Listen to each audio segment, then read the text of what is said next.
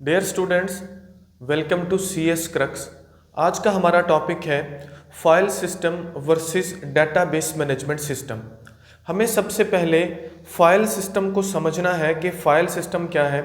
उसके बाद हम फाइल सिस्टम और डेटाबेस मैनेजमेंट सिस्टम को कंपेयर करेंगे और ये देखेंगे कि फाइल सिस्टम में ऐसे कौन से फ्लॉज थे, ऐसे कौन से डिसएडवांटेजेस थे जिसकी वजह से आज के टाइम में डेटाबेस मैनेजमेंट सिस्टम को प्रेफर किया जाता है।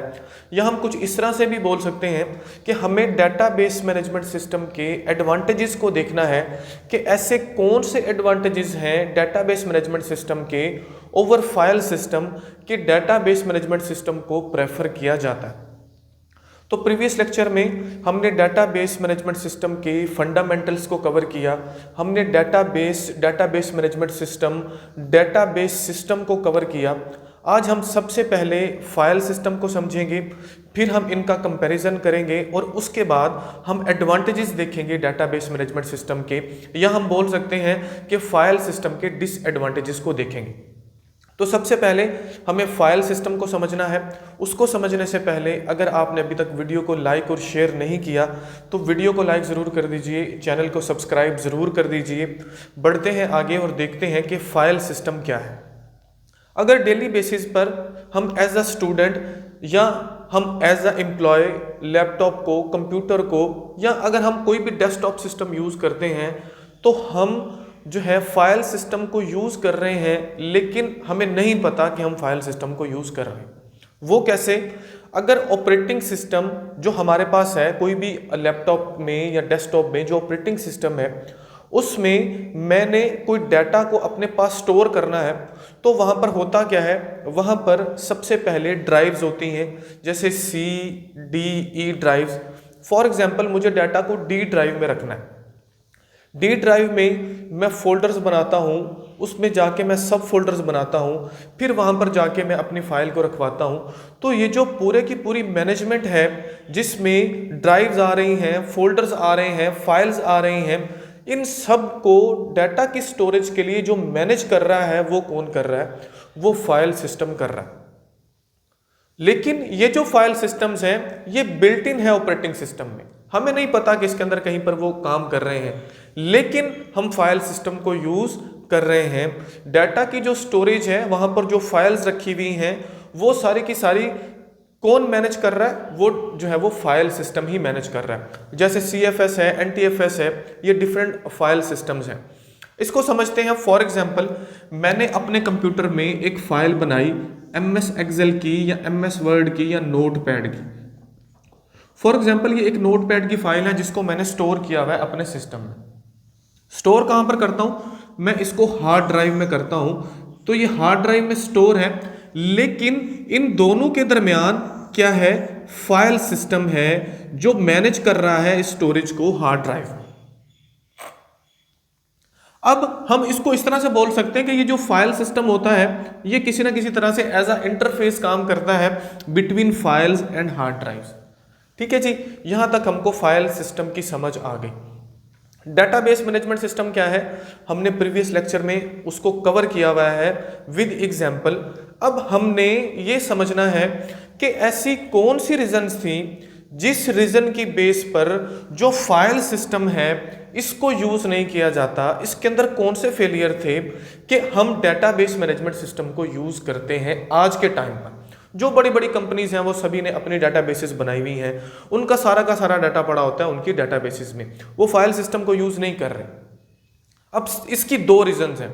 अब दोनों रीजंस को हम वन बाय वन समझते हैं, फिर उसके बाद हम एडवांटेजेस और डिसएडवांटेजेस की तरफ बढ़ेंगे। सबसे पहली रीजन ये है कि अगर हमारे पास डाटा का वॉल्यूम, डाटा का साइज कम होगा, वहां पर तो फाइल सिस्टम को यूज किया जाता है। लेकिन अगर डाटा का वॉल्यूम बहुत ज़्यादा बढ़ जाए, डाटा का साइज बहुत बढ़ जाए, तो वहां पर फाइल सिस्टम काम नहीं कर सकता एक्यूरेटली, वहां पर डेटाबेस मैनेजमेंट सिस्टम को यूज किया जाता है। फॉर एग्जाम्पल पहले हम फाइल सिस्टम की कहानी को समझते हैं। ऐसा भी नहीं है कि आज के टाइम में फाइल सिस्टम यूज़ नहीं हो रहा, आज के टाइम में भी यूज़ हो रहा है।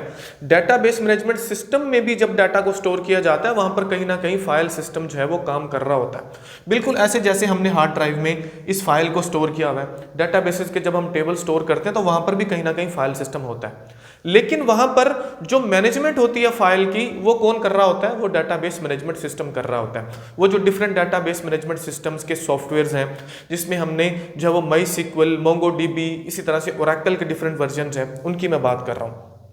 अब हम थोड़ी सी फाइल सिस्टम की कहानी को समझते हैं। जब डेटाबेस मैनेजमेंट सिस्टम नहीं था, बिल्कुल स्टार्ट में 1970s से पहले या 1970s में, वहाँ पर ऐसा हो रहा था कि अगर मैंने अपना डाटा रखना है तो मैं सिंपल अपने कंप्यूटर में, अपने सिस्टम में डाटा को स्टोर करता और मैं ही उसको रिट्रीव करता। एज अ यूज़र ही मैं डाटा को रख रहा हूँ, एज अ यूज़र ही मैं उसको क्या कर रहा हूँ? दोबारा से फैच करवा रहा हूँ।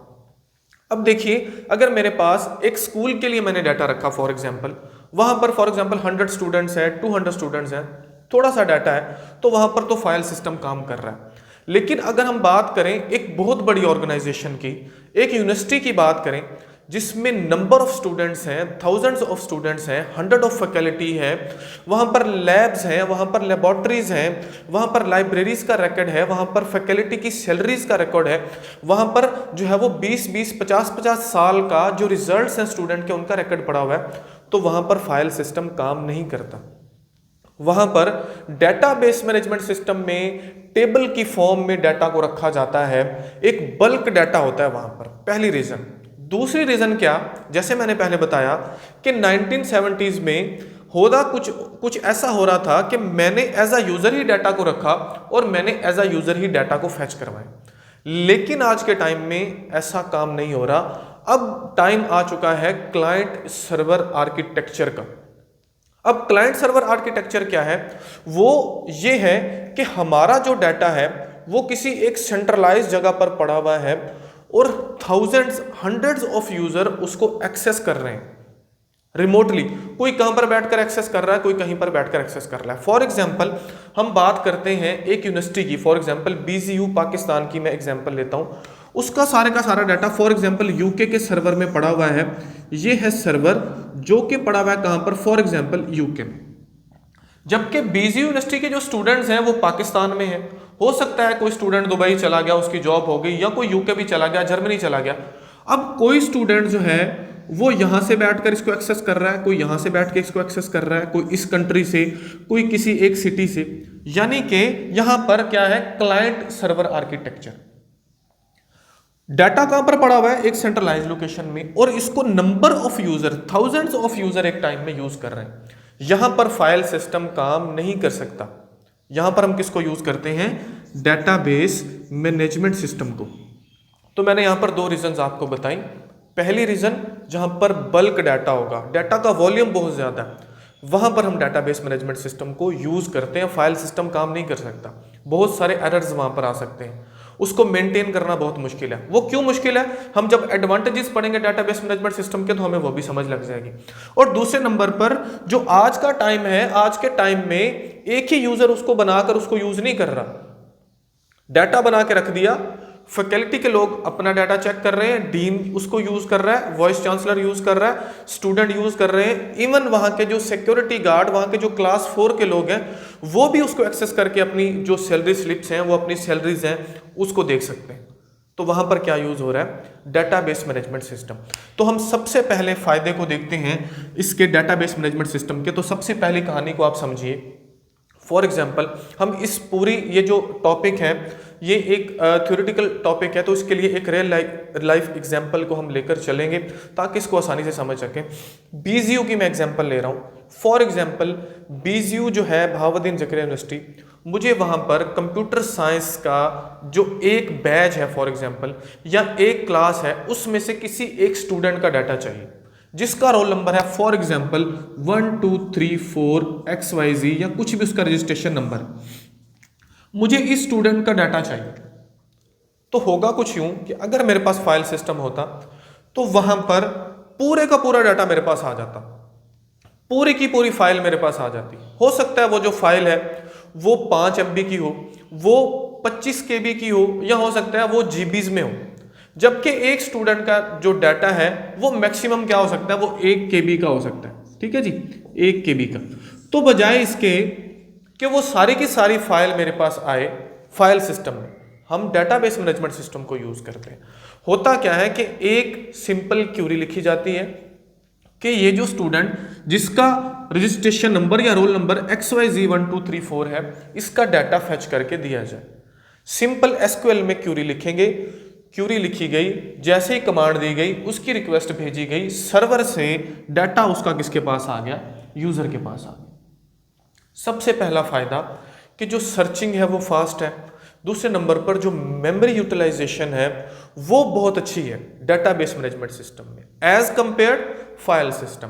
फाइल सिस्टम में डाटा फाइल्स में पड़ा हुआ है, पूरी की पूरी फाइल ही आएगी, वो जब ट्रैवल करेगी उसके अंदर बहुत ज़्यादा फॉल्ट हो सकते हैं, मेमोरी ज़्यादा चाहिए उसके लिए, सर्चिंग उसकी स्लो है।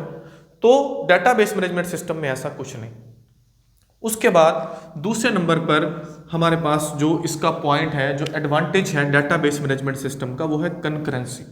अब कंकरेंसी क्या है, अगर एक टाइम में एक चीज को मल्टीपल लोग या मल्टीपल पीपल्स एक्सेस कर रहे हैं तो हम ये बोलते हैं कि उस चीज में कंकरेंसी का फीचर है। ठीक है जी। अब यहां पर कंकरेंसी है। कंकरेंसी किस तरह से, डाटा यहां पर पड़ा हुआ है सर्वर में एक ही टाइम में, फॉर एग्जाम्पल हम बोलते हैं सुबह 7 बजे, ठीक है जी, अगर एक ही मिनट या एक ही टाइम हम बोलें तो एक ही टाइम में हजारों लोग अपना डाटा एक्सेस कर सकते हैं डेटाबेस मैनेजमेंट सिस्टम। एक दिन में हंड्रेड्स या थाउजेंड्स ऑफ ट्रांजैक्शंस होती हैं। ये पहला फायदा डेटाबेस मैनेजमेंट सिस्टम का, जो कि फाइल सिस्टम में नहीं है। वहां पर मल्टीपल लोग उन फाइल को एक्सेस नहीं कर सकते जो कि वहां पर पड़ी हुई हैं। डेटाबेस मैनेजमेंट सिस्टम में कंकरेंसी है, एक टाइम में multiple peoples, multiple users data को एक्सेस कर रहे हैं और किसी किस्म का प्रॉब्लम नहीं है। फॉर एग्जाम्पल अगर इस रोल नंबर की बात हम करें, अलग अलग की तो और ही बात है ना, अगर यही रोल नंबर है, इसको एक टाइम में 1000 लोग सर्च करना चाहते हैं तो वो कर सकते हैं, कोई प्रॉब्लम नहीं। जब क्यूरी जाएगी सर्वर हर यूजर की रिक्वेस्ट का रिस्पॉन्स करेगा।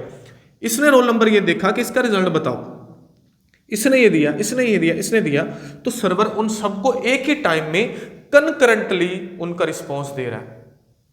पहला जो एडवांटेज है वो है कंकरेंसी। ये डेटाबेस मैनेजमेंट सिस्टम में है लेकिन फाइल सिस्टम में नहीं है। बढ़ते हैं जी सेकंड नंबर पर, जो कि है रिडंडेंसी। चलिए पहले रिडंडेंसी को देख लेते हैं। तो एट्रीब्यूट रिडंडेंसी क्या है?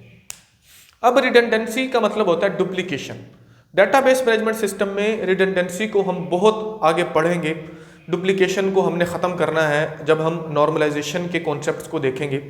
अब ऐसा है कि डेटाबेस मैनेजमेंट सिस्टम में जो रिडंडेंसी है, डुप्लीकेशन है, वो नहीं है, अगर है भी तो बहुत कम है, लेकिन फाइल सिस्टम में बहुत ज़्यादा है। फॉर एग्जाम्पल यही स्टूडेंट है XYZ1234 जिसका रोल नंबर है।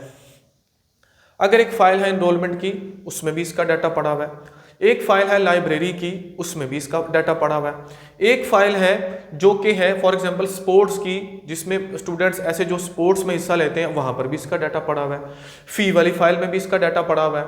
रिजल्ट वाली फाइल में भी इसका डाटा पड़ा हुआ है। बार बार क्या हो रही है? डुप्लीकेसी हो रही है। डेटाबेस मैनेजमेंट सिस्टम में ऐसा नहीं होता। वहां पर नंबर ऑफ कंस्ट्रेंट्स हैं, वहां पर कंस्ट्रेंट्स अप्लाई हो रहे हैं कि डाटा डुप्लीकेट नहीं होना चाहिए, डाटा को हमने कम करना है। डाटा डुप्लीकेट होगा तो प्रॉब्लम आएगी। हमने डाटा बेसिस के अंदर कंपैक्टनेस को लेकर आना है, हमने एरर्स को रिमूव करना है। हमारे पास डाटा जो है वो बिल्कुल स्मार्ट फॉर्म में होता है, वहां पर रिडंडेंसी के चांसेस बहुत कम है। हाँ, अगर होगी भी तो बहुत कम होगी, उसको ज्यादा से ज्यादा रिड्यूस किया जाता है डेटाबेस मैनेजमेंट सिस्टम में। अब जब रिडंडेंसी कम होगी तो ऑटोमेटिकली जो मेमोरी है उसकी यूटिलाइजेशन भी कम होगी, जो स्पेस है वो कम से कम एलोकेट होगी। तो इससे रिडंडेंसी से बहुत सारे प्रॉब्लम्स आते हैं, वो सारे के सारे फेस हमें करना पड़ते हैं फाइल सिस्टम में। लेकिन डेटाबेस मैनेजमेंट सिस्टम में ऐसा कुछ नहीं होता, बहुत कम उसके अंदर डुप्लीकेशंस होती हैं। अब बढ़ते हैं नेक्स्ट, जो कि एट्रीब्यूट्स। फॉर एग्जाम्पल मेरे पास ये जो नोटपैड की फाइल है, ये पड़ी हुई है डी ड्राइव्स के एक फोल्डर के अंदर, सब फोल्डर है उसके अंदर। तो होगा कुछ यूँ, मुझे उसके तक पहुंचने के लिए इस नोटपैड की फाइल तक मुझे एट्रीब्यूट चाहिए। मुझे पहले इसका पूरा प्रॉपर एड्रेस चाहिए। तो अगर आप सम टाइम ओपन करते हैं तो ऊपर आ रहा होता है मेरे कंप्यूटर में C:2 फिर आगे D ड्राइव, फिर आगे उसके अंदर जो डायरेक्टरी है, फोल्डर है, उसके आगे जो सब डायरेक्टरी सब फोल्डर है। फिर इस तरह से करते करते हम पूरा जो है एक एट्रीब्यूट से हम पहुंचते हैं कहां पर, हमारे डेस्टिनेशन पर या उस फाइल पर जिसको हमें एक्सेस करना है। डेटाबेस मैनेजमेंट सिस्टम में एट्रीब्यूट की कोई ज़रूरत नहीं, सिंपल एक क्यूरी लिखो। क्यूरी से क्या होगा, रिक्वेस्ट जाएगी सर्वर के पास, वो वहाँ से डाटा को फेच करके आपको दे देगा विद इन सेकेंड्स। कहीं पर भी बैठकर लिखो, जहाँ से भी आप उसको एक्सेस कर सकते हो, वहाँ से भी आप उसको एक्सेस करो, सर्वर में से डाटा आपके पास आ जाएगा। एट्रीब्यूट्स की ज़रूरत आपको नहीं पड़ती। नेक्स्ट है सिक्योरिटी, जो कि बहुत इंपॉर्टेंट है आज के टाइम में। अब इस सिक्योरिटी को हम समझते हैं हमारी बीजीयू के जो डेटाबेसेस हैं उसकी एग्जांपल्स।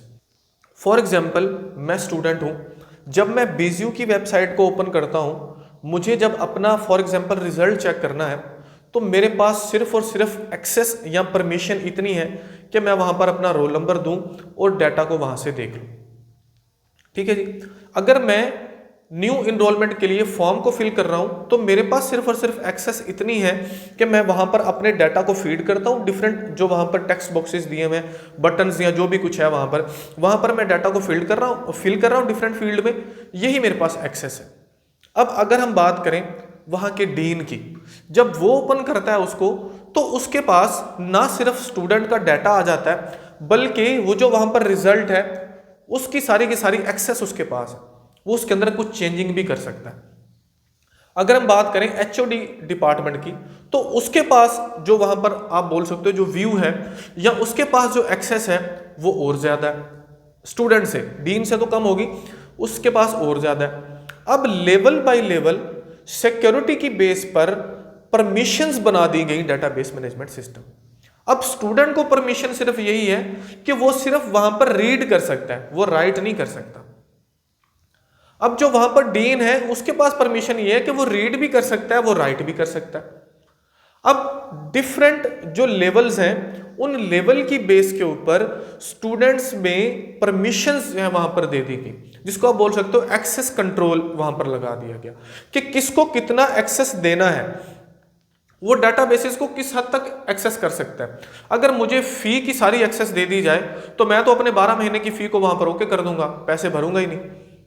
ठीक है जी। तो इसलिए मुझे उतनी ही एक्सेस दी गई, मुझे उतनी ही परमिशन दी गई जितनी मुझे देनी चाहिए। ये क्या है, सिक्योरिटी। अगर मैं फाइल सिस्टम की बात करूं, मैं ऑपरेटिंग सिस्टम को ओपन करता हूं, होता कुछ यूं है कि जैसे मैं इसको ओपन करता हूं तो वो हमसे पहले पासवर्ड लेता है। सिक्योरिटी ये है, पासवर्ड दिया, जितनी भी फाइल्स है मैं उसको जाके जो है वो ओपन कर सकता हूं, उसके अंदर कुछ भी अमेंडमेंट कर सकता हूं, कोई परमिशंस वहां पर नहीं है। ज्यादा से ज्यादा ये होगा कि फोल्डर को लॉक लग जाएगा, किसी फाइल को लॉक लग जाएगा, और कुछ भी नहीं है। यहां पर लॉक वाली कहानी नहीं है। जिसकी जितनी एक्सेस है, जितनी उसको देनी चाहिए एक्सेस, उतनी उसको एक्सेस दो, उसका उतना कंट्रोल हो, उसको उतनी ही परमिशंस अलाउ की जाए। जिसको जितनी ज्यादा देनी होगी उतनी दे दी जाएगी। ये क्या है, सिक्योरिटी। उम्मीद करता हूँ ये आपको समझ आ गई होगी। मजीद आप जो है नेक्स्ट जब हम इनके फर्दर लेक्चर्स को पढ़ते जाएंगे डेटाबेस मैनेजमेंट सिस्टम को, तो ये आपको एडवांटेजेस याद रखने की जरूरत ही नहीं पड़ेगी। आपको ऑटोमेटिकली पता चल जाएगा कि ये चीजें भी डेटाबेस मैनेजमेंट सिस्टम में हैं, ये भी हैं। अब ये सारे लिख सकते हो। और बिल्कुल एंड पर हमारे पास आता है बैकअप एंड रिकवरी। ठीक है जी। अब डाटा लॉस्ट के जो चांसेस हैं डेटाबेस मैनेजमेंट सिस्टम में वो बिल्कुल सिफर है। उसकी वजह ये है कि यहाँ पर कॉन्टिन्यूसली बैकअप लिया जा रहा होता है हमारे डाटा का। फॉर एग्जाम्पल बीसीयू के अंदर थाउजेंड ऑफ स्टूडेंट का डाटा है, वहाँ पर उनकी फीस का डाटा है, स्टूडेंट की फैकल्टी का जो फैकल्टी की जो सैलरीज हैं उनका डाटा है। अगर ऐसा हुआ कि सारी डाटाबेसेस ही उड़ गई तो पीछे क्या बचा, कुछ भी नहीं। इसीलिए ये कहा जाता है कि किसी भी ऑर्गेनाइजेशन का जो सबसे वैल्यूएबल एसेट है वो उसका डाटा है। अगर वहां पर कंप्यूटर पड़े हुए हैं, वहां पर सर्वर्स पड़े हुए हैं, वहां पर चेयर्स हैं, फर्नीचर है, तो वो वैल्यूएबल नहीं है। हाँ वैल्यूएबल है, लेकिन उतनी नहीं जितना उनका डाटा है। अगर डाटा ही लॉस्ट हो गया तो पीछे उन सभी कंप्यूटर्स का, वो फर्नीचर, ये वो, उनका तो फायदा ही नहीं। वही डाटा जो है वो बहुत इंपॉर्टेंट है।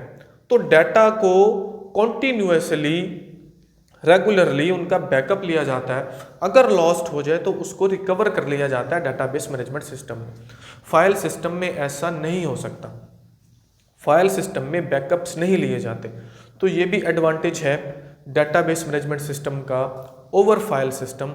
तो होपफुली जो बेसिक कॉन्सेप्ट मैं आपको समझाना चाह रहा था कि फाइल सिस्टम के डिसएडवांटेजेस क्या हैं, डेटाबेस मैनेजमेंट सिस्टम के एडवांटेजेस क्या हैं, आपको क्लियर हो गए हुए होंगे। नेक्स्ट लेक्चर में हम स्कीमा वाले टॉपिक्स को स्टार्ट करेंगे। मिलते हैं नेक्स्ट लेक्चर में। वीडियो को लाइक और शेयर जरूर कीजिएगा, चैनल को सब्सक्राइब जरूर कीजिएगा। Thank you so much.